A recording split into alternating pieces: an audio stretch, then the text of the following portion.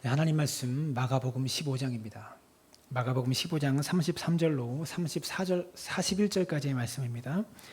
마가복음 15장 33절로 41절까지의 말씀 제가 봉독해 올립니다. 옆 사람 바라보고 함께 인사했으면 좋겠습니다. 당신과 함께여서 행복합니다. 이렇게 인사할까요?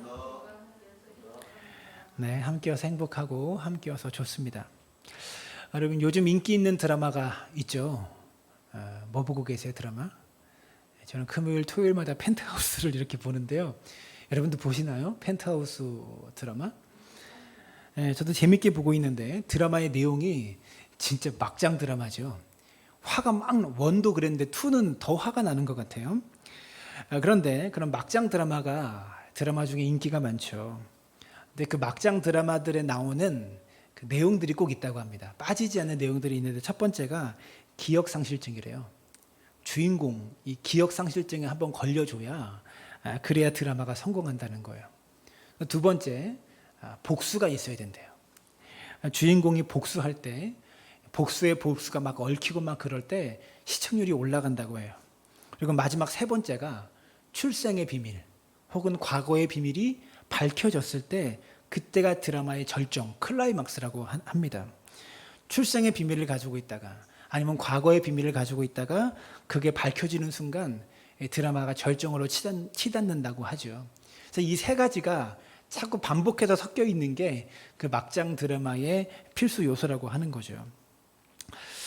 사실도 우리는 많은 경우에 드라마를 보고 TV를 보지만 그렇게 비밀이 밝혀지는 순간 뭔가 쾌감을 얻고 드디어 비밀이 밝혀졌구나 이걸 생각하게 되죠. 뭔가 큰 깨달음이 인생의 중요한 깨달음이 온 것처럼 대단한 그런 생각을 하게 됩니다. 우리가 읽고 있는 오늘 성경 본문을 봐도 그렇습니다. 오늘 성경 본문의 말씀이요, 한 백부장에 의해서 예수님의 비밀이 본격적으로 밝혀지는 장면이 나오기 때문에 그래요. 39절 말씀인데요, 이렇게 말해요. 예수를 향하여 섰던 백부장이 그렇게 숨지심을 보고 이르되 이 사람은 진실로 하나님의 아들이었도다. 어떤 비밀이 밝혀져요? 예수님의 순재심을 보고 하나님의 아들이셨다라는 비밀이 마가복음에서 처음 밝혀지는 순간이다라는 거죠. 우리는 생각할 때 이게 뭐 중요한 순간이야 라고 생각할지 모르지만 이 백부장이 예수님을 향해서 하나님의 아들이라고 고백하고 있는데 마가복음 1장 1절을 보시면 이렇게 시작합니다. 하나님의 아들 예수 그리스도의 복음의 시작이라. 마가복음 1장 1절을 시작하면서 예수님을 누구라고 소개해요? 하나님의 아들이라고 소개하면서 마가복음을 시작하면서 마가는 예수님의 사역지를 쭉 기록해 나가고 있었지만 귀신을 통해서 귀신이 하나님의 아들이라고 말한 적은 있어요. 그러나 사람들의 입을 통해서 예수님이 하나님의 아들이라고 말한 적은 한 번도 없었다는 겁니다. 귀신은 예수님을 하나님의 아들이라고 알아봤지만 마가복음에 나오는 어떤 사람도 예수님을 향해서 하나님의 아들이라고 말하는 사람은 없었다라는 거죠. 근데 오늘 본문에서 유일하게 마가복음 15장에 와서야 이 한 백부장이 예수님을 향해서 하나님의 아들이다라고 고백하고 있는 겁니다. 여러분, 예수님을 가르쳐 다윗의 자손 예수야라고 불렀던 사람, 예수님을 다윗의 자손이라고 말했던 사람들은 마가복음에 나와요. 그러나 예수님을 가르쳐 아무도 하나님의 아들이라고 말한 적은 없었다라는 거죠. 더군다나 지금 이 말을 한 사람이 누굽니까? 로마의 장교입니다. 로마에 충성하는 군인. 이 사람은요, 신이라고 하나님이라고 부를 수 있는 사람이 로마의 황제밖에 없어요. 그런데 그 로마의 장교가 예수님을 향해서 하나님의 아들이라고 고백하고 있는 거예요. 만약에 장교가 로마의 황제 외에 다른 사람을 향해서 하나님이다, 하나님의 아들이라고 말하면 바로 죽는 거예요. 직을 내려놓고 바로 사형당하는 거예요. 그런데 그 로마의 장교가 예수님을 향해서 하나님의 아들이라고 고백하는 것을 지금 소개하고 있다는 거죠. 그래서 이 본문이 사람들은 아무도 모르고 있었던 예수님에 대한 비밀이 처음 밝혀지는 본문인 거예요. 우리는 이 이야기를 알고 있기 때문에 별로 감흥이 없지만 처음 이 마가복음을 받았던 사람들은요, 드디어 예수님의 비밀이 여기서 밝혀지는구나. 마가복음의 이야기가 절정으로 치닫는 장면이 바로 오늘 본문이다라고 말할 수 있는 겁니다. 사복음서 전체를 보면 바로 이 하나님의 아들이라고 고백하는 하나님의 아들에 대한 비밀이 밝혀지는 순간이 이 백부장을 통해서 밝혀지기 때문에 이 백부장의 고백 이후에 사복음서 전체에 보면 많은 일들이 일어납니다. 로마의 백부장의 입술을 통해서 하나님의 아들이심이 밝혀진 뒤에 어떤 일이 있죠? 세상에 흑암이 와요. 온 땅이 어둠으로 덮이고요. 또 성전의 휘장이 위에서부터 아래로 찢어지고요. 또 지진이 일어나고 심지어 무덤 속에 있었던 사람이 막 무덤 속에 있었던 사람들이 무덤에서 일어나는 그런 일들이 이 사건 이후에 하나님의 아들이었다는 비밀이 밝혀지고 난 이후에 나타나는 현상들이었어요. 근데 마가는 그 현상들 가운데 몇 가지만 소개하고 있어요. 두 가지만 소개하면서 예수님이 하나님의 아들이라는 비밀이 밝혀졌다라고 우리에게 가르쳐주고 있는 겁니다. 오늘 마가가 소개하고 있는 이 몇 가지 일들을 통해서 이것이 무슨 의미인가를 우리가 함께 밝혀보기를 원합니다.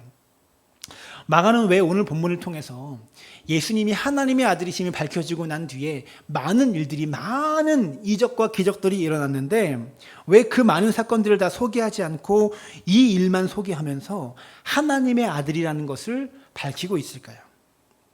오늘 이 비밀들을 밝혀가면서 하나님의 사랑을 경험하는 시간 되어지기를 바랍니다. 첫 번째로 오늘 본문은 우리에게 어둠을 통해서 하나님의 심판이 드러났다고 소개하고 있습니다. 무엇을 통해서요?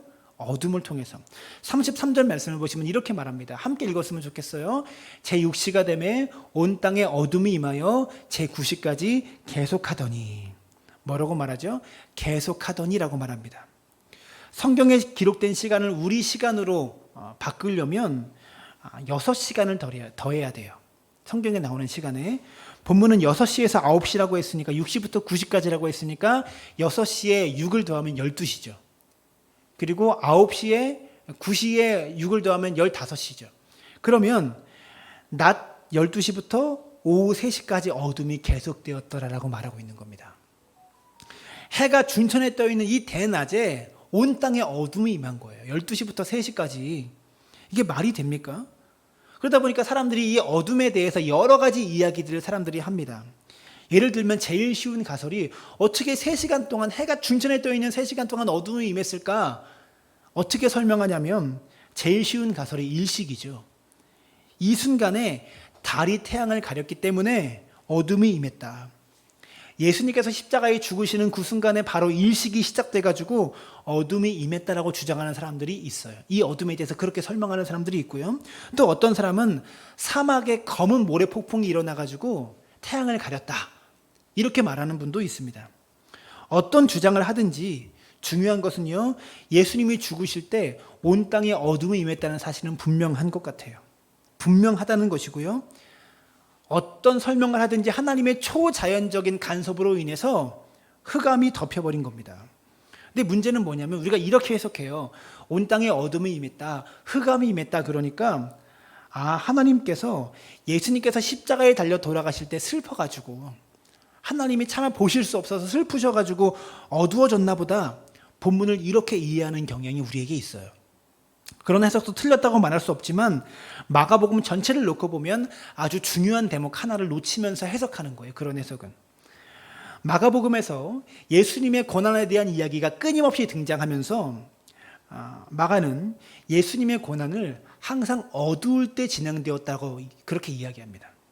예를 들어서 제자들이 예수님을 배신할 때, 유다가 예수님을 팔았을 때가 어두운 밤이었습니다. 예수님이 체포될 때도 언제였죠? 어두운 밤이었습니다. 예수님께서 재판받으실 때도 어두운 밤이었습니다. 심지어 예수님께서 십자가에 달리시는 그 한낮에도 12시 한낮에도 어두운 밤이라고 지금 마가는 표현하면서 예수님을 잡아 죽이는 사람들의 영적인 상태가 어떠한 상태인지를 가르쳐주고 있는 거예요. 성경은 여러 곳에서 하나님의 심판과 진노에 대해서 말할 때 어둠을 내리십니다. 대표적으로 출애굽기에 보면 9번째 재앙으로 내렸던 재앙이 뭐죠? 흑암 재앙이었습니다. 출애굽기 10장 22절에 이렇게 말합니다. 모세가 하늘을 향하여 손을 내밀매 캄캄한 흑암이 3일 동안 애굽 온 땅에 있어서. 캄캄한 흑암이 애굽 온 땅에 내렸어요. 이 흑암 뒤에 어떤 일이 펼쳐집니까? 6월절에 장자가 다 죽는 하나님의 무서운 심판이 애굽 땅에 임했다라는 거죠. 이 말은, 이 어둠은 단순히 하늘이 어두워졌다 이런 말이 아니라 하나님의 은혜의 상징이라고 말할 수 있는 태양을 거두심으로 말미암아 하나님께서 이 땅을 외면해 버리신 하나님의 심판이 시작되고 있음을 보여주고 있는 거예요. 본문으로 들어와서 34절을 보시면 이렇게 말합니다. 제9시에 예수께서 크게 소리 지르시되 엘리 엘리 라마 사박다니 하시니 이를 번역하면 나의 하나님 어찌하여 나를 버리셨나이까 하는 뜻이라. 마가는 여러분 예수님께서 십자가에서 하신 7가지의 말이 있어요. 십자가상에서 하시면 그 7가지의 말을 가상칠언이라고 말하는데 그 가상칠언 중에서 다른 말들은 기록하지 않고 딱 한 가지 말만 기록했습니다. 뭘 기록했죠? 엘리 엘리 라마 사박다니. 나의 하나님 어찌하여 나를 버리셨나이까. 이 말 한 가지만을 기록하고 있어요. 이 말씀을 보면서 우리는 예수님께서 십자가에 달리셨던 것을 원망하셨다라고 생각합니다. 달리시는 순간 하나님을 원망하셨다 이렇게 생각해요. 근데 본문을 잘 읽어보면 예수님은 하나님을 뭐라고 부르죠? 나의 하나님 이렇게 표현하고 있습니다. 무슨 말입니까? 예수님께서 십자가에 달리신 이 고통이 단순히 총독을 향한 원망이든지 아니면 종교 지도자들에 대한 원망이든지 예수님을 십자가에 못 박게 만든 사람들에 대한 원망이 아니라는 말입니다. 나의 하나님이라고 외치심으로 말미암아 이 심판이 하나님으로부터 나에게 왔다라는 것을 지금 표현하고 계시는 거예요. 여러분, 우리는 아무데나 나의라는 단어를 붙이지 않습니다. 내 집, 내 차, 내 아들, 내 딸 이런 말들을 하잖아요. 여기서 붙이는 나의, 이 나는 매우 깊은 관계에 있는 사람에게 붙이는, 나와 깊은 유착 관계에 있는 것들에 붙이는 말이에요. 예를 들어서 저하고 가까웠던 어떤 분이 저에게 오셔서 목사님, 이제 다시는 저는 목사님 안 볼 겁니다. 이 말을 한다면 제 마음이 많이 아프겠죠. 그리고 힘들 겁니다. 근데 그보다 더 제가 아픈 게 뭐냐면 제 아들, 딸이 저에게 와서 아빠, 다시는 나 아빠 얼굴 안 볼 거야. 이 말을 저에게 한다면 못 견디겠죠. 견딜 수가 없을 겁니다. 근데 이 두 가지를 놓고 비교하면 어떤 게 더 마음이 아플까요? 당연히 아들, 딸이 저에게 와서 그렇게 하는 말이 더 마음이 아플 겁니다. 왜냐하면 저의 가족은, 제 아들과 딸은 이 세상에 있는 그 무엇보다도 제가 소중히 여기는 관계이기 때문에 그래요. 사랑하기 때문에, 더 소중하기 때문에 마음이 아프다라는 거죠. 근데 예수님은 지금 사람들에게 버림받은 것이 아니라 누구에게 버림받으신 거예요? 나의 하나님에게, 나의 아버지에게, 그 영원하신 하나님 아버지와 영원한 교제의 관계였고 완벽한 사랑의 관계였는데 그 하나님께 버림받고 있기 때문에 그 고통이 너무 커서 어찌하여 나를 버리십니까? 이렇게 이야기하고 있는 겁니다.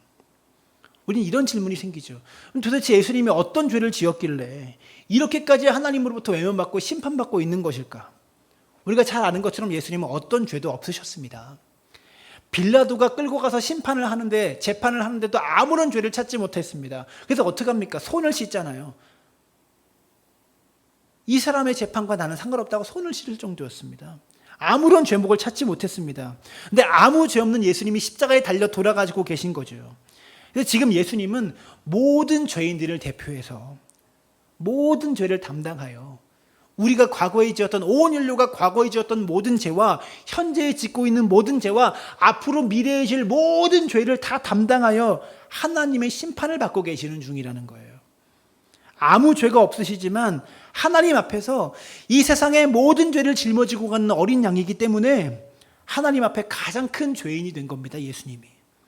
그래서 예수님께서 우리의 죄 때문에 십자가의 어둠에 처하셨기 때문에 우리는 하나님 앞에 밝은 빛 아래서 살아갈 수 있게 되는 거예요. 저와 여러분이 이렇게 예배를 드리고 하나님의 자녀라고 고백할 수 있는 이유가 무엇입니까? 예수님께서 십자가에서 우리의 모든 죄를 다 담당하셨기 때문에 우리는 어둠 가운데 살지 않고, 예수님이 어둠에 처하셨기 때문에 우리가 어둠 가운데 살지 않고 빛 가운데 살 수 있는 하나님의 자녀가 되었다는 겁니다. 그런데 우리는 그 어둠에서, 예수님께서 어둠에 갇히시고 우리가 그 어둠에서 구원받았다는 사실을 망각한 채 여전히 우리는 어둠 가운데 살고 있다는 겁니다.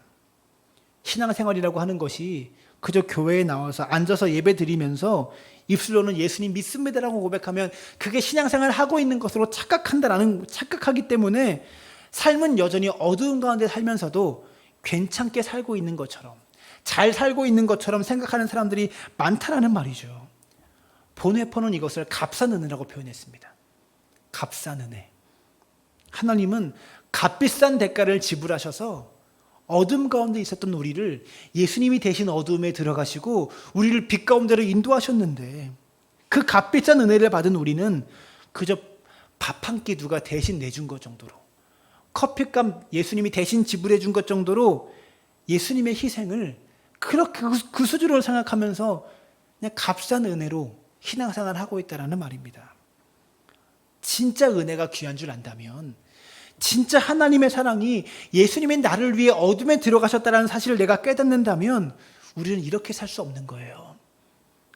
오늘 아침에 예배드리는 모든 성도님들이 나를 대신하여 그 어둠의 심판을 받으신 예수님의 사랑과 은혜를 기억하고 이제는 빛 가운데 살아가는 믿음의 사람들 되어지시기를 주님의 이름으로 축원합니다.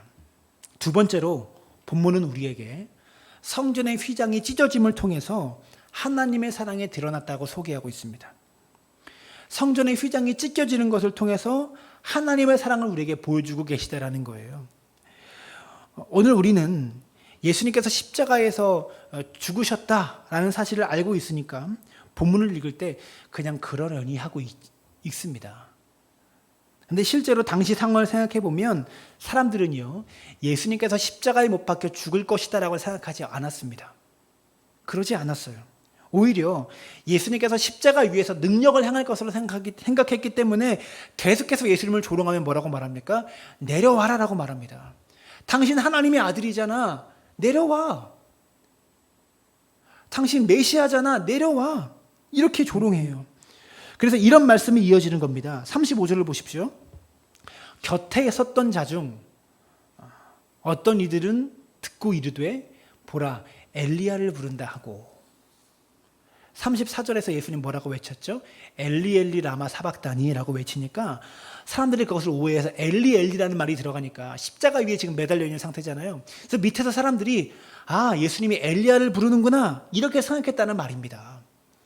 왜냐하면 엘리야가 어떤 사람이에요? 성경에 나와 있는 사람 중에 구약에 유일하게 죽음을 보지 않고 하늘로 올라간 사람이 엘리야입니다. 그렇기 때문에 당시 백성들의 생각 속에는요, 끔찍한 고난을 당하는 사람은 엘리야가 와서 구해줄 거다. 거의 죽어가는 끔찍한 고난을 당하는 사람은 엘리야가 와서 구해줄 거다라는 믿음을 가지고 있었어요. 그게 구약에 가지고 있었던 생각이었어요. 그만큼 엘리야를 구약의 사람들은 중요하게 생각했다라는 거죠. 그런데 예수님이 십자가에 달리실 때 예수님께서 십자가에서 엘리 엘리 라마 사박다니 그러니까 예수님이 엘리야를 찾는 줄 알고 고통이 너무 심해서 자기를 이 죽음에서 구원해 줄 엘리야를 찾나 보다라고 생각해서 조롱하고 있는 겁니다. 36절을 보시면 한 번 더 엘리야가 소개되죠. 이렇게 말해요. 한 사람이 달려가서 해면에 신포도주를 적시어 갈대에 꿰어 마시게 하고 이르되 가만두라 엘리야가 와서 그를 내려주나 보자 하더라. 신포도주는 뭐냐면 당시 사형을 집행한 병사들이 먹던 질이 안 좋은 포도주입니다. 십자가 위에서 탈진하여 죽으시니까 여기 스피커 좀 꺼주세요. 제 방 스피커를 좀. 십자가 위에서 예수님이 탈진하여 죽으시니까요, 신포도주를 해면에 적셔가지고 천조가리에 적셔가지고요 십자가 위에 장대를 걸어서 예수님의 입에 적셔서 마시게 해준 거예요. 그런데 몰약을 탄 마취제 성분이 있는 포도주는 예수님이 거절하셨지만 이 신포도주는 예수님께서 마시셨어요. 본문은 뭐라고 말합니까? 그것을 주면서 엘리야가 구원하는지 한번 보자라고 말하고 있는 거예요. 무슨 말이냐면 엘리야가 내려오는지 보겠다는 거예요. 신포도주를 먹어서 예수님의 죽음을 연장시켜서라도, 탈진해서 금방 죽을 수 있는 예수님이 포도주를 먹어서 잠깐 5분이라도 1분이라도 수명을 좀 연장시켜서 엘리야가 와서 구원하는지 한번 보자는 거예요. 그 마음으로 신포도주를 예수님께 먹였던 거죠. 말하자면 사람들은 지금 하나같이 기적을 기대하고 있습니다. 어떤 기적이요? 예수님이 저 십자가에서 내려오기를 병사들도 기대하고 있는 거예요. 그냥 조롱하는 게 아니라 기대하면서 조롱하고 있다는 거예요. 근데 본문에는 어떤 기적도 일어나지 않습니다. 예수님께서 십자가에서 내려오시는 기적이 일어나지 않아요. 기적을 기대하고 있지만 37절을 보시면 아주 담담하게 이렇게 말합니다. 예수께서 큰 소리를 지르시고 숨지시니라. 기적이 일어났다면 십자가에서 내려와야 정상이고 엘리야가 나타나서 예수님을 구해줘서 같이 하늘로 올라가든가 그래야 정상일 것 같은데 그런 일이 없었다는 겁니다. 하나님의 아들이라는 비밀이 밝혀졌는데 그런 일이 없었다는 겁니다. 오히려 예수님께서 큰 소리를 지르시며 숨지셨다고 성경은 기록하고 있어요. 그런데 아무 기적이 일어나지 않았지만 마가는 지금 이 마가복음에서 또 다른 기적 한 가지를 소개하고 있습니다. 십자가 상에서는 아무런 기적이 일어나지 않았지만 다른 곳에서 기적이 일어난 겁니다. 38절은 이렇게 말합니다. 이에 성소 휘장이 위로부터 아래까지 찢어져 둘이 되니라. 무슨 말이냐? 십자가 위에서 사람들이 기대했던 기적은 일어나지 않았습니다. 예수님께서 십자가에서 내려오신다든지 능력이 일어났다든지 그런 기적은 일어나지 않았지만 다른 곳에서 기적이 일어났는데 어디서 기적이 일어납니까? 성전에서 기적이 일어난 겁니다. 성전의 휘장이 위로부터 아래까지 찢어지는 기적이 일어났습니다. 성소의 휘장은 무엇이냐면 성소와 지성소를 구분짓는 휘장이에요. 거의 벽처럼 아주 두껍게 되어 있는 찢어지지가 않는 그런 휘장입니다. 대사장이 1년에 한 번 대속죄일 날 휘장을 걷고 그 속에 들어가서 양손에 피를 들고 짐승의 피를 들고 속죄소에 뿌리면서 백성들의 죄를 사하던 곳이 지성소였어요. 이스라엘 백성들은요, 죄를 질 때마다 소나 양을 잡아서 속죄죄를 드리고 하나님 앞에 회개를 합니다. 그런데 오늘도 저는 많은 죄를 짓잖아요. 근데 죄를 질 때마다 양 한 마리 잡고 소 한 마리 잡을 수 없잖아요. 그래서 어떻게 합니까? 그런 죄들을 모아가지고 1년에 한 번 대제사장이 지성소에 들어가서 속죄소에다가 피를 뿌리고 속죄 제사를 드림으로 모든 죄를 한꺼번에 해결했던, 모든 죄를 한꺼번에 사했던 그런 곳이 지성소의 역할이었어요. 그런데 그 지성소의 휘장이 위로부터 아래까지 찢어져 버린 겁니다. 밑에서부터 찢어졌다면 사람이 힘으로 찢었다고 말할 수 있겠지만 위에서부터 찢어졌다는 거죠. 이것은 무엇을 의미합니까? 더 이상 이 성전 제사를 통해서 하나님께 나오는 것이 아니라 예수님의 십자가의 죽으심으로 말미암아 하나님께 나아가는 새로운 길이 우리에게 열렸다는 것을 말해주고 있는 거예요. 우리의 모든 죄가 사함받는 새로운 길이 우리에게 열렸다는 것을 말해주고 있다는 거죠. 이 사실을 정리해서 말하는 구절이 히브리서 10장입니다. 히브리서 10장 19절과 20절에 이렇게 말하죠. 그러므로 형제들아 우리가 예수의 피를 힘입어 성소에 들어갈 담력을 얻었나니 그 길은 우리를 위하여 휘장 가운데로 열어놓으신 새로운 살 길이요 휘장은 곧 그의 육체니라. 휘장이 뭐래요? 그의 예수님의 육체래요. 그 육체가 찢어졌기 때문에 지성소로 언제나 들어갈 수 있는, 우리의 모든 죄를 해결받으러 지성소로 언제나 들어갈 수 있는 담력을 우리가 얻었다라는 거죠. 지금까지는 휘장이 가로막아서 인간이 하나님께로 함부로 갈 수 없었는데 이제 그리스도의 죽으심으로 말미암아 휘장이 제거됨으로 우리는 담대하게 하나님께 나아갈 수 있게 되었다라는 겁니다. 이 사실을 로마서 5장 8절은 또 이렇게 말해요. 우리가 아직 죄인 되었을 때 그리스도께서 우리를 위하여 죽으심으로 하나님께서 우리에 대한 자기의 사랑을 확증하셨느니라. 우리를 사랑하시는 증거를, 하나님이 우리를 사랑하시는 증거를 십자가의 죽으심으로 보여주셨다라는 겁니다. 우리는 많은 경우에 하나님이 나를 사랑한다면 기적이 일어나야 된다고 생각합니다.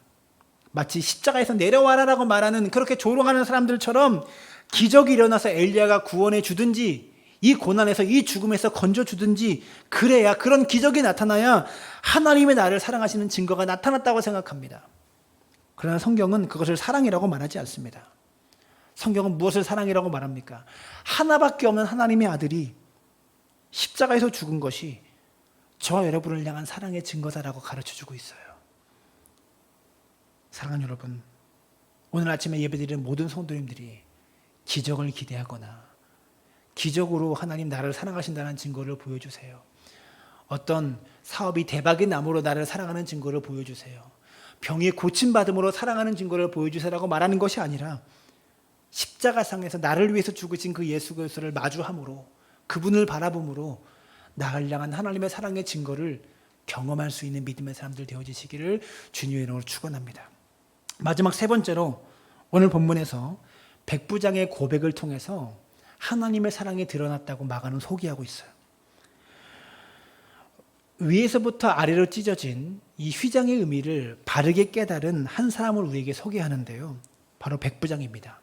39절에 이렇게 말해주고 있죠. 예수를 향하여 섰던 백부장이 그렇게 숨지심을 보고 이르되 이 사람은 진실로 하나님의 아들이었도다. 본문을 보면 우리는 이런 질문을 가지게 돼요. 왜 하필 백부장이었을까? 왜 하필 백부장이었을까요? 예수님의 다른 제자들도 많았고요. 종교 지도자들도 많았을 텐데 그들이 예수님을 하나님의 아들이라고 깨달았다면 참 좋은 거 아니에요? 하나님의 아들을 깨닫는 게 왜 백부장이었냐고요. 제자가 깨달았으면 좋고 대제사장이 깨달았거나 종교 지도자들이 하나님의 아들이심을 깨달았으면 참 좋았었을 텐데 왜 하필 로마의 백부장이 하나님의 아들이신 것을 깨달았을까? 여러 가지 이유가 있겠지만 당시 로마 백부장이라는 지위는 쫄병부터 시작해서 이등병부터 시작해서 한 단계 한 단계 올라가는 자리가 백부장의 자리였어요. 그러니까 이 백부장은요, 오래전부터 로마의 쫄병부터 시작해서 많은 전쟁에 참여해서 사람이 죽는 것을 지켜봤고요. 많은 전쟁에 참여하면서 여기까지 온 사람입니다. 더구나 이 백부장은 어떤 백부장이에요? 백부장은 100명의 부하를 다스리는 장군인데 사형을 집행하는 백부장이에요. 그 백부장이 예수님의 사형까지 집행하고 있는 거예요. 여러 사형을 집행하면서 많은 죽음을 보았던 장교가 이 백부장이었습니다. 그런데 지금껏 집행했던 여러 사형 집행과는 다르게 이 사형 집행은 뭔가 다른 겁니다. 그래서 예수님을 하나님의 아들이구나라고 고백하고 있는 거죠. 39절에 뭐라고 말합니까? 39절에 이렇게 말하죠. 뭘 보고 하나님의 아들임을 깨달아요? 예수를 향하여 섰던 백부장이 그렇게 숨지심을 보고 이르되 이 사람은 진실로 하나님의 아들이었도다. 무엇을 보았습니까? 예수님의 그렇게 숨지심을 보았어요. 백부장이 예수님의 숨지시는 과정을 본 거예요. 어떻게 죽으셨는지 이 모든 과정을 보았다는 겁니다. 일반적으로 사형을 집행하면 아무리 착한 사람이라도 죽기 전에는 누군가를 원망하기 마련이고요. 살고 싶어서 발버둥 치기 마련입니다. 백부장이 볼 때 예수님은 오히려 자기를 십자가에 못 박으라고 소리치는 사람들을 향하여 저들의 죄를 알지 못합니다. 저들을 용서하여 주시옵소서. 저들은 저들의 죄를 알지 못합니다라고 용서하는 기도를 하시고 십자가에 위에 있는 끔찍한 옆에 있는 강도에게 내가 오늘 나와 함께 낙원에 있을 것이다. 구원의 선포를 하시고요. 자기 어머니를 부탁한다는 효도의 메시지를 던지기도 하시고요. 십자가에서 외치시는 모든 말들이 다 자기를 위한 말들이 아니었습니다. 하나같이 남을 위한 말들이었고 하나같이 용서와 사랑의 실천의 모습을 자기가 십자가에 죽어서 죽으시면서 보여주셨다는 거죠. 쉽게 말해서 예수님께서 고통과 고난 가운데 용서와 사랑을 실천하고 계시는 그 모습이 백부장의 마음속에 아, 이분이 하나님의 아들이구나. 그렇게 느껴졌다는 겁니다. 용서와 사랑을 실천하는 그 모습이 하나님의 사랑으로 느껴지면서 이분을 하나님의 아들이라고 바라보게 된 겁니다. 사랑하는 여러분, 우리도 마찬가지입니다. 우리들의 완악하고 딱딱한 심령 가운데 예수께서의 십자가가 그분의 사랑과 용서가 우리의 마음을 비출 때 우리는 예수님을 하나님의 아들로 고백하게 되는 겁니다. 자꾸 입술로 예수를 믿습니다라고 고백하면 그게 끝인 줄로 압니다. 그게 단주합니다. 그러나 예수를 믿는다는 말은 예수님께서 죽으신 저 십자가가 내가 있어야 될 자리인데 저 자리가 원래 내 자리인데 이 사실을 깨닫는 사람만이 비로소 하나님의 자녀로 거듭나게 된 겁니다. 저 자리가 내 자리인데 예수님이 나를 용서하셨기 때문에 내가 여기 있구나. 이걸 깨닫는 사람만이 하나님의 자녀로 거듭나게 된다는 거죠. 그런데 이렇게 본문이 끝나면 얼마나 좋을까요? 40절과 41절을 보시면 또 이렇게 말해요. 멀리서 바라보는 여자들도 있었는데 그 중에 막달라 마리아와 또 작은 야고보와 요새의 어머니 마리아와 또 살로메가 있었으니 이들은 예수께서 갈릴리에 계실 때에 따르며 섬기던 자들이요 또 이외에 예수와 함께 예루살렘에 올라온 여자들도 많이 있었더라. 살로메는 아마도 야고보와 요한의 어머니가 아닐까 생각합니다. 그런데 이 여성들이 예수께서 갈릴리에 계실 때에 따르고 섬기던 자들이었고요. 41절은 예수와 함께 예루살렘에 올라온 여자들도 많이 있었다라고 말하고 있어요. 마가는 십자가에서 예수님의 죽음을 목격한 여인들을 소개하고 있어요. 이게 무슨 의미일까요? 지금 마가는 이렇게 말하고 있는 겁니다. 예수님께서 십자가에 달리시는 그 자리를 목격하러 온 사람들은 그렇게 주님을 따르겠다고 호언장담했던 제자들이 아니었다는 겁니다. 입술로 나는 주님을 사랑한다고, 나는 주님을 따르겠다고 고백했던 제자들이 죽음의 현장에 같이 있지 않았어요. 제자들은 도망쳤습니다. 그때 마가는 누구를 소개하는 거예요? 그 현장에 남아있던 여인들을 소개하는 겁니다. 그리고 우리에게 이렇게 묻는 거죠. 이 여인들은 어떻게 여기까지 올 수 있었는가? 3년 반 동안 예수님과 동고동락했던 제자들도 이 자리에 없는데 이 여인들은 어떻게 여기까지 올 수 있게 된 건가? 백부장이 십자가에 달려 죽으신 예수를 만났기 때문에, 그 십자가의 사랑을 경험했기 때문에 예수님을 하나님의 아들이라고 고백할 수 있었던 것처럼 이 여인들도 예수님을 사랑했기 때문에, 예수님의 사랑을 경험했기 때문에, 그분의 용서를 경험했기 때문에 골고다의 자리까지 주님을 따라갈 수 있었던 겁니다. 제자들이나 많은 사람들처럼 주를 따르겠다고 입술로 고백하는 그 고백이 십자가의 자리까지 가게 만드는 것이 아니라 주님을 마주하는 경험이, 그 십자가 용서를 내가 경험하는 그 경험이 주님을 따르게 만드는, 우리로 하여금 골고다의 자리까지, 십자가의 자리까지 가게 만드는 원동력이 된다는 것이죠.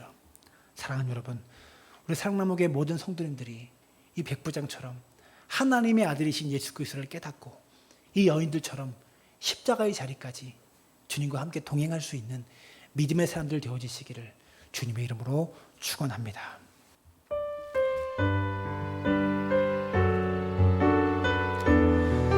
아버지,